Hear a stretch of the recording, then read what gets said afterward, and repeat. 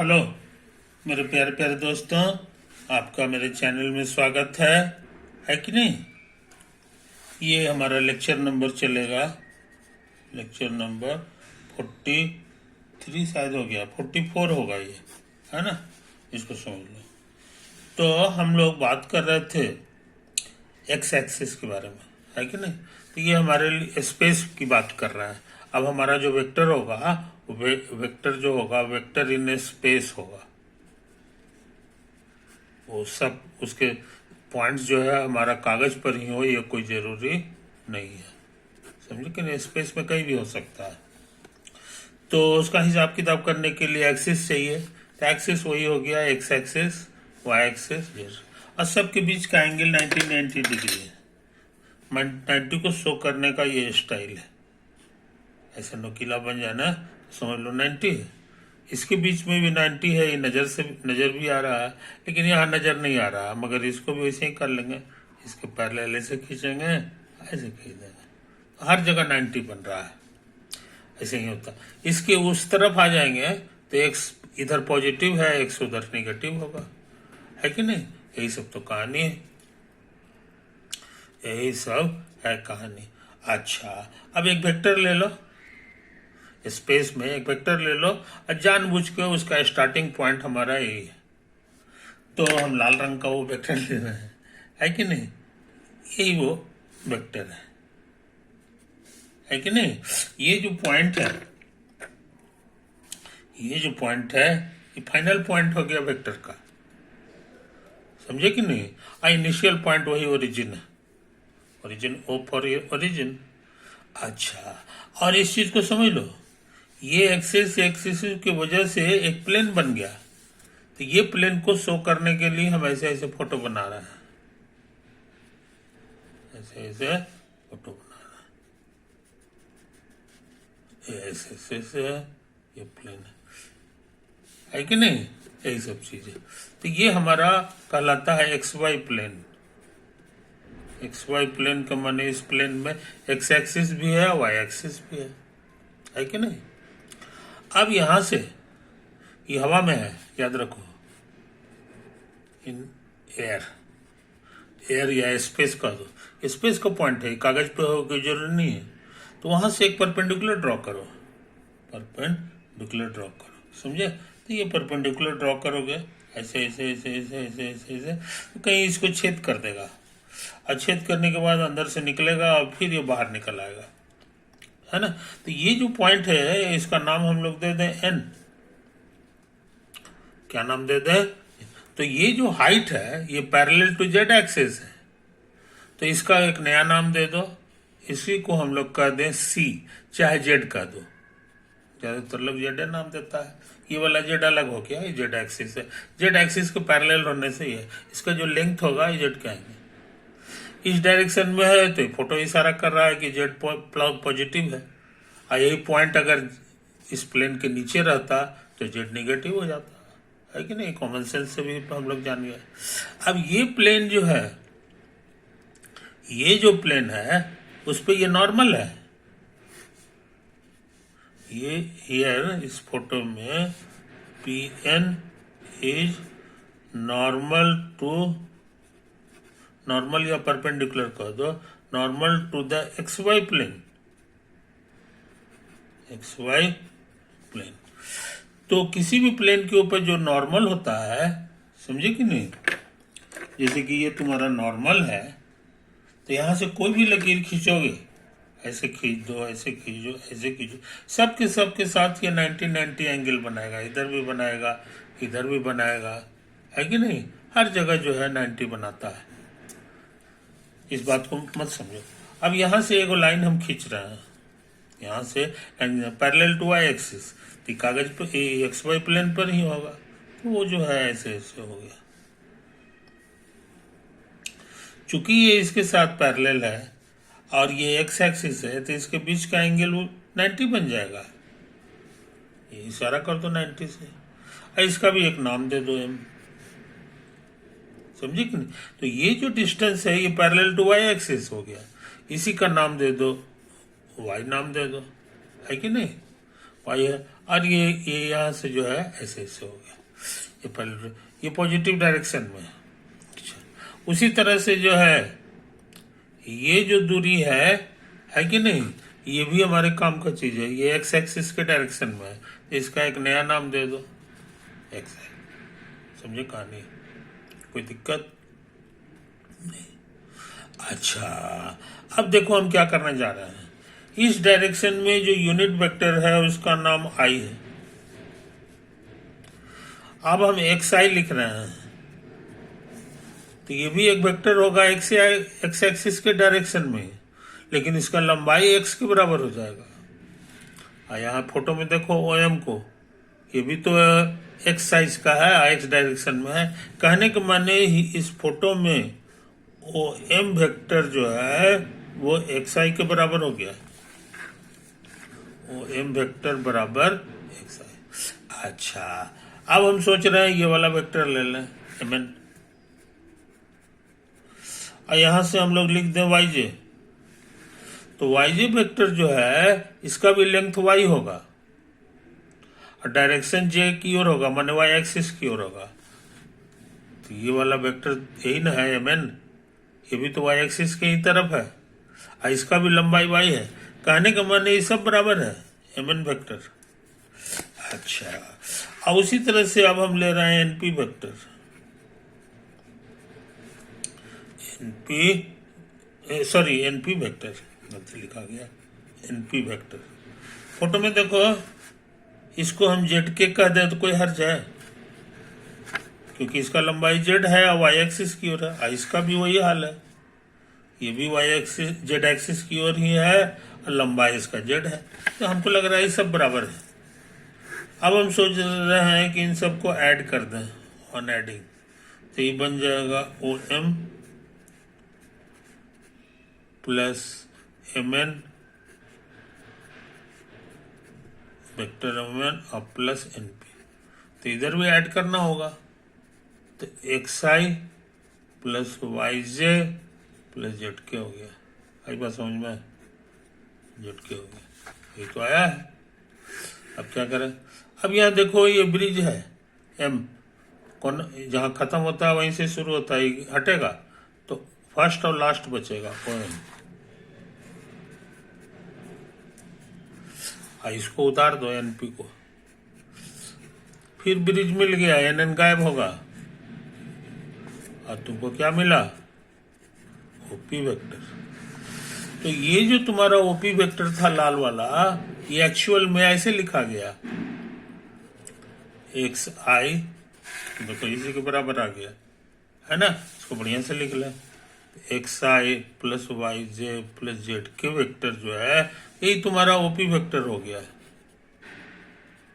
समझे? इसका नाम तुमको हम पहले भी बताए, ये कहलाता है, चूंकि उस शुरू में ओरिजिन लग गया इसलिए पोजीशन वेक्टर लिखाएगा, position vector of point P.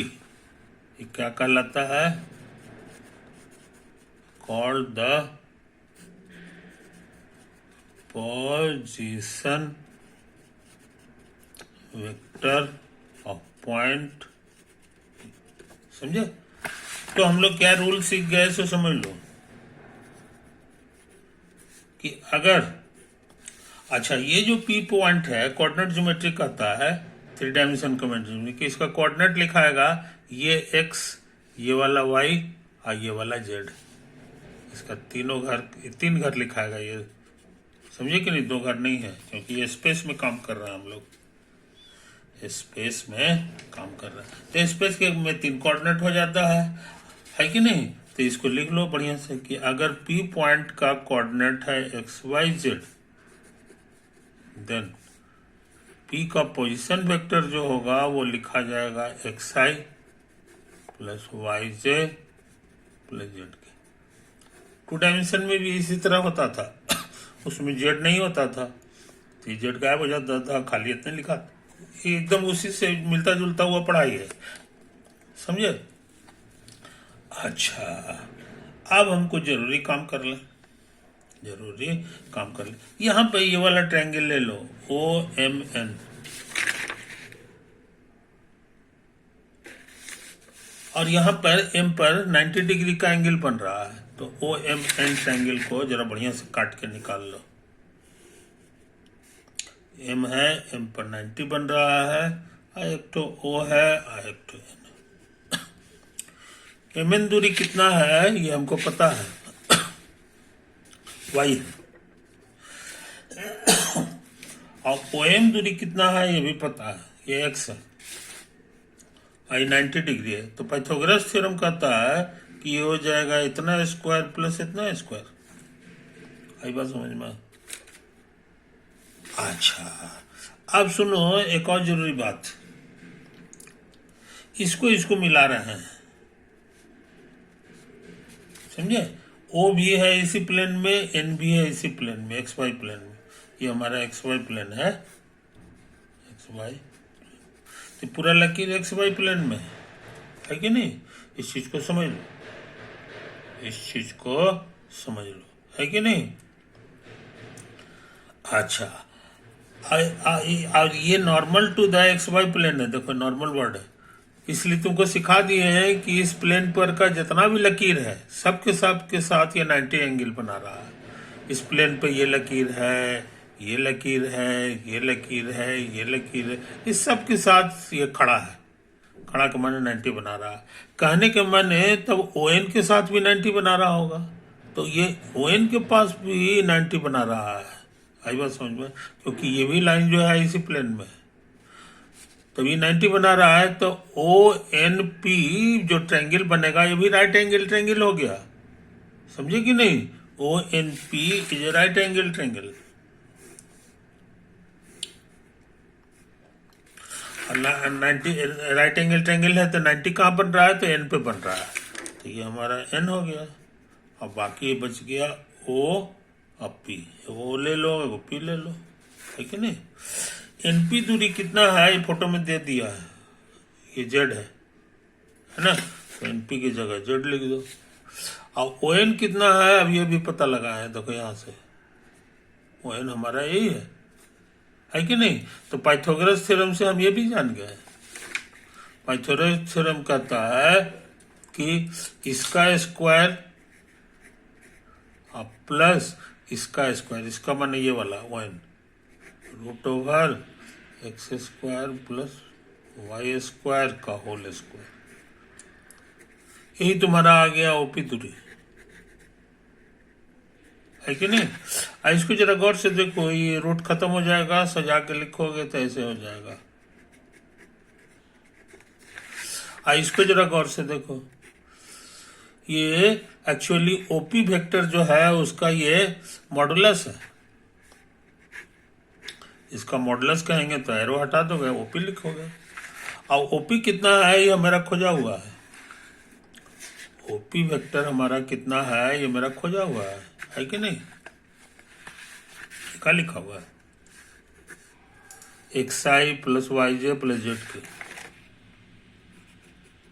X I plus Y J plus Z K, तो ये दोनों बराबर हो गया। Modulus of X I plus Y J plus Z K पूछेंगे, है कि नहीं? तो तुम यही कह दोगे, X square plus Y square plus Z square, है कि नहीं? तो मॉडुलस निकालने का ये फॉर्मूला हो गया, जो कि बहुत आसान है, सबको स्क्वायर करके जोड़ना पड़ता है तीनों को। 2 डायमेंशन में भी इसी तरह का फॉर्मूला था, वहां के नहीं होता था, यही 2 रहता था, इसमें तीनों रहेगा, है कि नहीं? अब तुम्हारा ये जो बचा हुआ सवाल है ये हम लोग आसानी से कर सकते हैं, हम लोग आसानी से कर सकते हैं। ये देखो पिछला सवाल में जो है लिखा हुआ था, तो देखो कि मॉडुलस ऑफ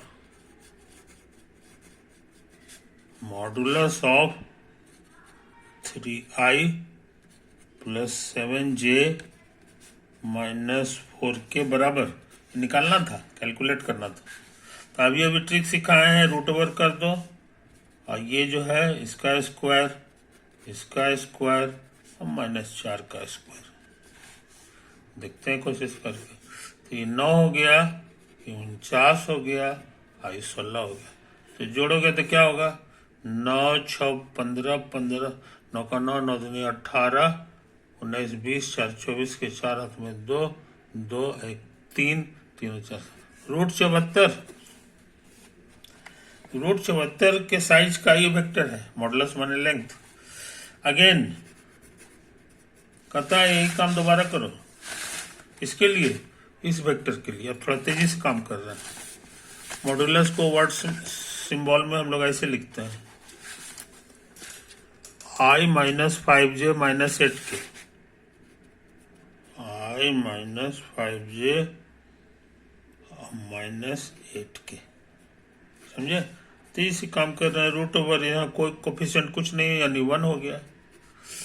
-5 का होल स्क्वायर -8 का होल स्क्वायर। देखते हैं, ये 25 हो गया, आई का माइनस माइनस का प्लस, 8 8 64 होता है ये, 64। तो 1 और 5 6, 6 4 10 के 0 हाथ में 1 1 6 1 7 7 और 2 9। समझा? एक और सवाल है इसी तरह का, 6i minus 2j, 6i minus 2j और प्लस 12k। इसका भी मॉडुलस निकाल देंगे। 6 स्क्वायर माइनस 2 का स्क्वायर माइनस 2 का स्क्वायर और प्लस 12 स्क्वायर,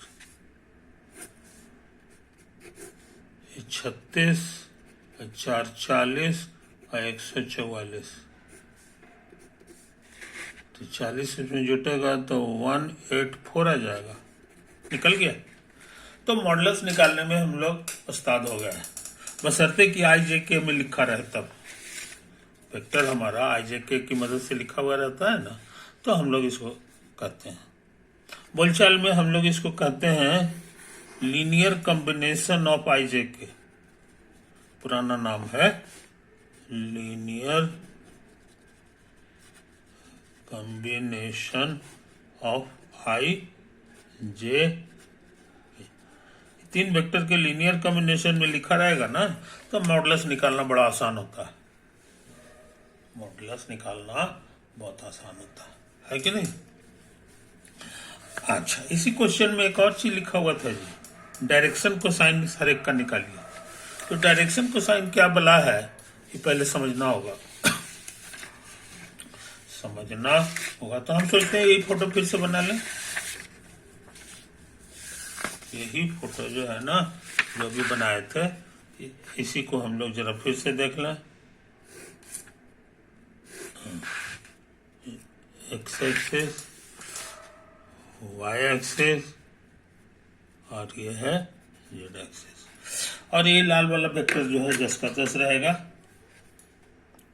लाल वाला वेक्टर हमारा जस का तस हो गया, है कि नहीं? ये हमारा P पॉइंट था जिसका कोऑर्डिनेट था एक्स वाई जेड। ये एयर में है, हवा में है या स्पेस में, समझे कि नहीं? अब समझ लो कहानी। अब तुम कहानी समझ लो।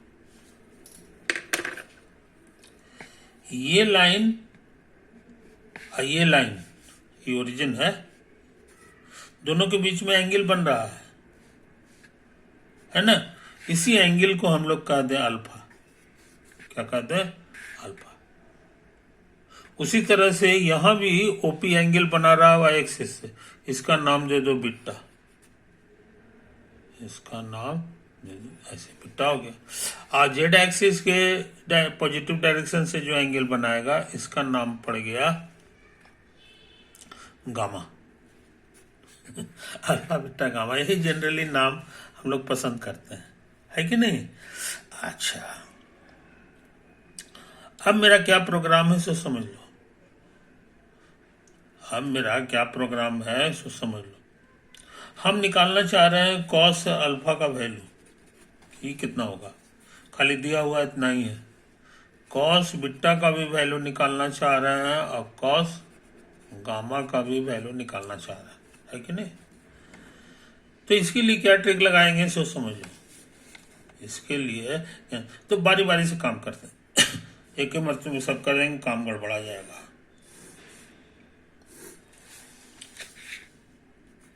X axis, Y axis, Z axis, ये हमारा वेक्टर है ओपी, है कि नहीं। अब उसके बाद इसका कोऑर्डिनेट है एक्स वाई जेड। तुमको कहे थे कि ऐसा करो कि इसमें जो है ना, इसमें एक तो ऐसे करके ऐसे ऐसे कर दो, है कि नहीं। ये तो है कहानी। इसका नाम क्या दिए थे याद होगा, X Y plane, X Y plane, ये हो गया। अब एक्स वाई प्लेन पर पी से हम लोग एक तो नॉर्मल खींचे थे, जो इसको यहाँ छेद कर दिया था, अंदर घुस गया, अब बाहर निकल गया। इसी पॉइंट का नाम एन दिए थे, एन हम दिए थे, और ये वो था, है कि नहीं। अब उसके बाद जो है इसको मिला दिए थे, और हम कहते थे कि यहाँ पर 90 बन रहा है कि नहीं। देख लो पुराना फोटो में भी ये है, इनके पास 90 बन रहा था। फिर तुमको कहते हैं कि ऐसा करो, इसमें जो है ना ऐसे ऐसे कर लो परपेंडिकुलर, और ये जो पॉइंट था इसको एम कहते। देखो यहाँ आई हमारा ओ है कि नहीं। यहाँ भी 90 बन रहा था, यहाँ भी 90 बन रहा था, है कि नहीं। ये जो ऊंचाई है ये हमारे लिए जेड था, क्या था, जेड था। समझे कि नहीं, इस चीज को समझ लो मेरे दोस्त।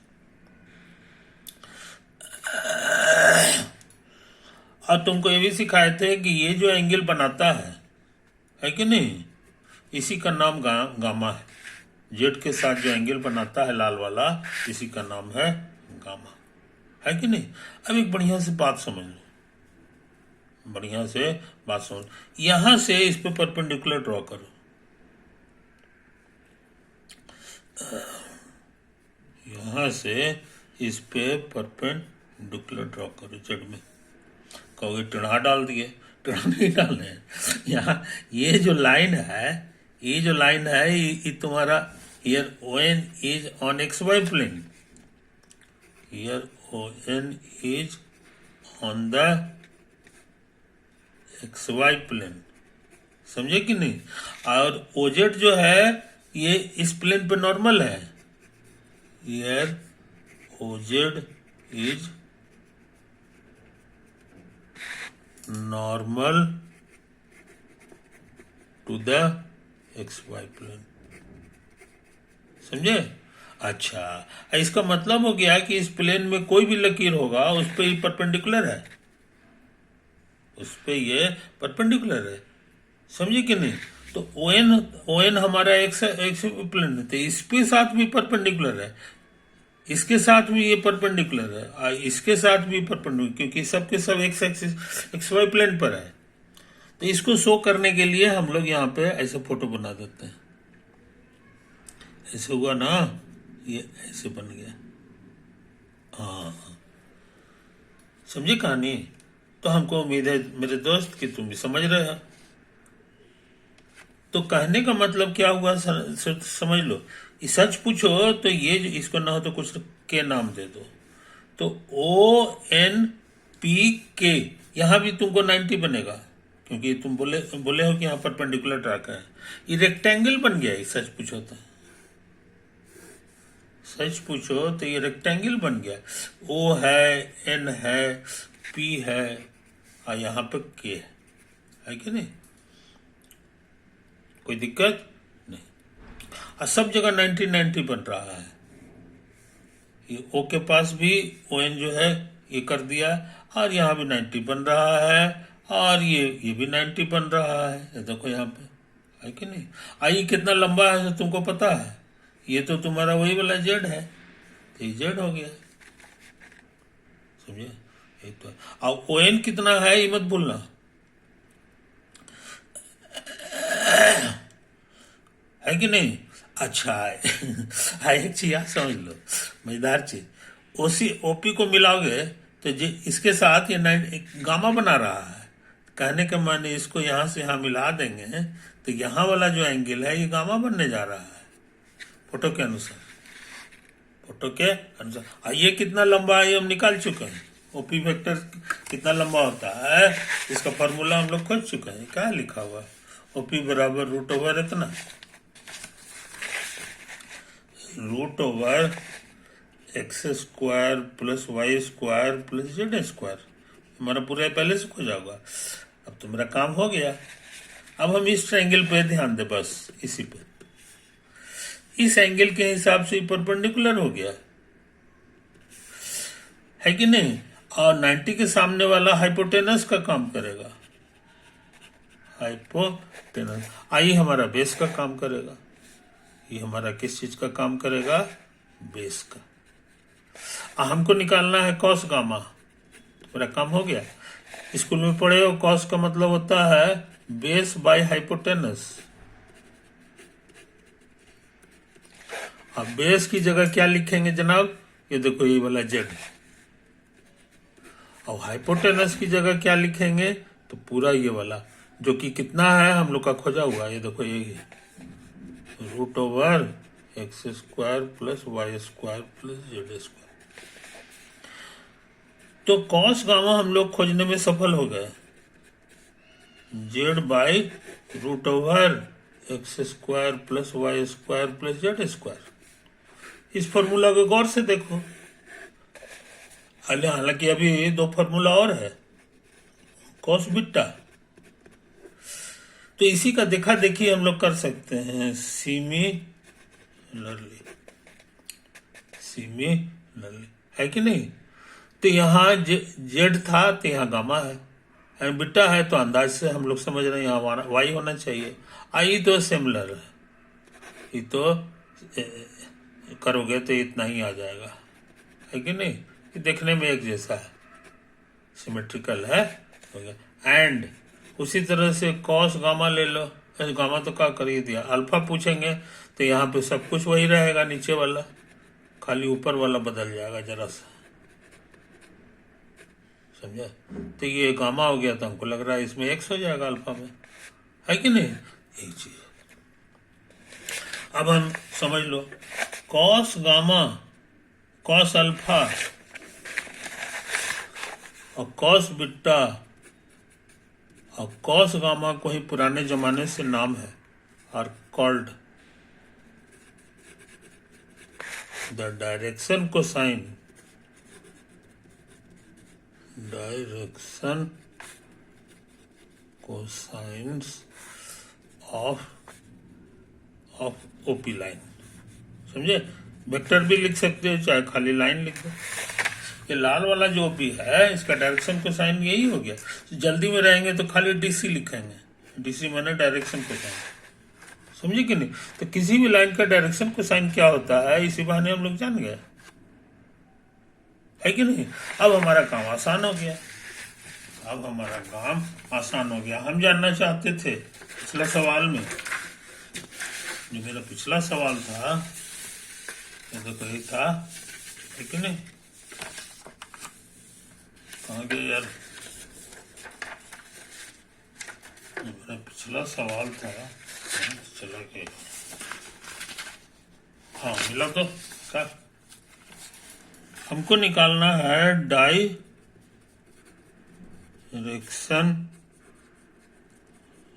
कोसाइंस ऑफ वेक्टर है 3i प्लस 7j और माइनस 4k, है कि नहीं। तो ये क्या क्या होता है ऐसे याद होगा। ये x की जगह है तो ये लिख दो x। अब बाई पूरा का लंबाई, अब पूरा का लंबाई हम लोग निकाल चुके हैं। पूरा का लंबाई जो है ना दोबारा लिख दो। x की जगह 3 लिखाएगा 3, और यहाँ पे लिखाएगा 3a square plus 7a square plus minus 4 का होल स्क्वायर। 3 होगा, ये तो कॉस अल्फा की जगह हो गया, है कि नहीं। और कॉस बीटा की जगह करेंगे तो सब कुछ वही रहेगा और ये वही चीज उतर जाता है, ये पूरा वही चीज नहीं उतरेगा। इसमें जो है -4 और बाई रूट ओवर ये लिखाएगा। तो फाइनल आंसर ये तो 49 है, आई 9 है, तो चलो कितना होता है ये 58। 16 और जोड़ना है, 814 के 4 हाथ में 1, √74, √74 हो गया। और यहाँ 7/√74 हो गया। आइए -4 बटे √74 हो गया। समझे? तो डायरेक्शन कोसाइंस हम लोग जान गए। Direction cosines of 3i -7j -4k रहेगा, तो वो डायरेक्शन कोसाइंस है। तो कहोगे 3/√74 और 7 और √74 -4 और √74 हो गया, निकल गया। समझे कि नहीं? तो हम लोग बड़ी तेजी से काम कर रहे हैं, बड़ी तेजी से काम कर रहे हैं। तो यहां भी निकाल सकते हैं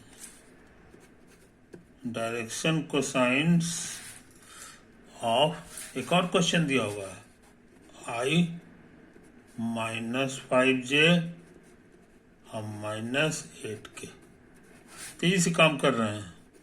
तो इसका कोफिशिएंट 1 हो गया और √, स्क्वायर करके जोड़ो तो 1, आइए जा करके 25, आइए जाके 64 हो गया।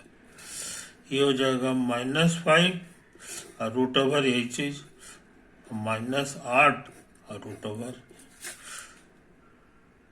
दैट इज, अर्थात ये 1/√, है कि नहीं, 4 है कि नहीं, 6 6 4 10 के 0 हाथ में 1 1 6 2 8, इतना यही तो आ रहा है।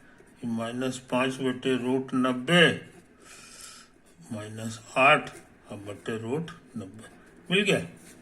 एक और क्वेश्चन है डायरेक्शन कोसाइंस का, डायरेक्शन कोसाइंस का एक और क्वेश्चन दिया हुआ, छोड़ दे रहे हैं, ये छोड़ दे रहे हैं। 6i -2j और +12, है कि नहीं?